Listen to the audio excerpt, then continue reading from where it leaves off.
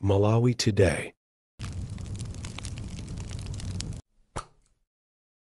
Kukulandirani kwina kulikonse kumene muli pa Malawi lero.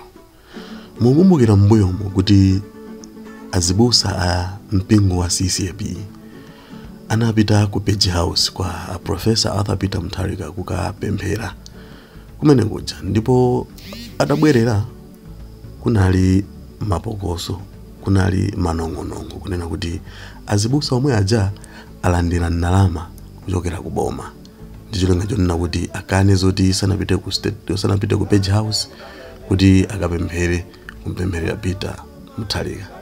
Nde zambiri zimayankhulidwa koma maumboni khala ngati adakabwerabe. Tamveserani zimene akukamba mayi uyu. Mwaswera bwanji Malawi anzanga Afro Regions Organization komanso wina aliyense amene akukhuzika ndi boma ili.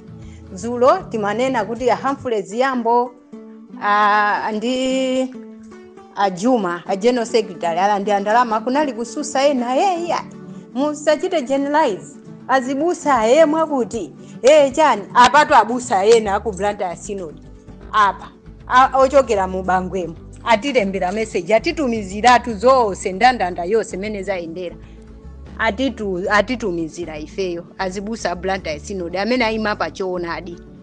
Brian Kamwendo advisor wa Chakwera ndi amene wakapereka 50 million cash zulo ku Blantyre Synod kwa General Secretary a Juma ndi a Humphrey Ziyambo kuti agawane alembe chikalata chicha ndicho linga choti anene kuti iwo saziziwa kuti iwo anapita kwa APM.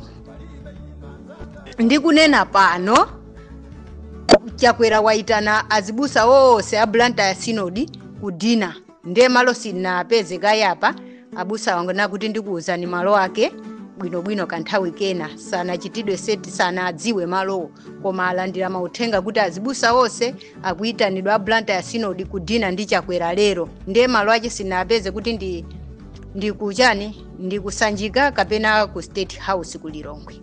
Ndi ajamuka siresa kumanga kuti awatu awa azibusa omwe wakutitumizira ma message awa akutumiza ma message 50 million yaperekedwa dzulo ndi advisor wa Chakwera amene dzina lake ndi Brian Kamwendo kuti ifeyo ose amene tinapita ku Page House General Secretary sakudzidziwa chonsecho nkhani yakuiziwa bwinobwino moti azibusa tonse a Blantyre Synod akuti tipite kuchani ku dinner koma ifeyo sitikupita kumeneko apite kuokha chifukwa ndalama zimene zachitidwa ofa kumeneko kuti azibusa akalandire ndi za mizimu ya anthu za magazi.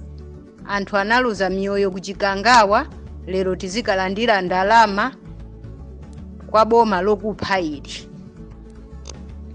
Zilipo sizinati zikuchokera kwa azibusa omwewa azibusa ena momwemo mu Blantyre Synod amene sakugwirizana nawo. Tikamayankhula paja anthu maona ngati zaboza aitanato 50 million zulo wakapereka ndi Brian Kamwendo advisor wa Chakwera ukapasa a Juma a General Secretary ndi a Humphrey Ziyambo kuti alembe chikalata chicha azibusa anzawo twa amene ayima pa choonadi koma Humphrey Ziyambo ayaluka chaka chino.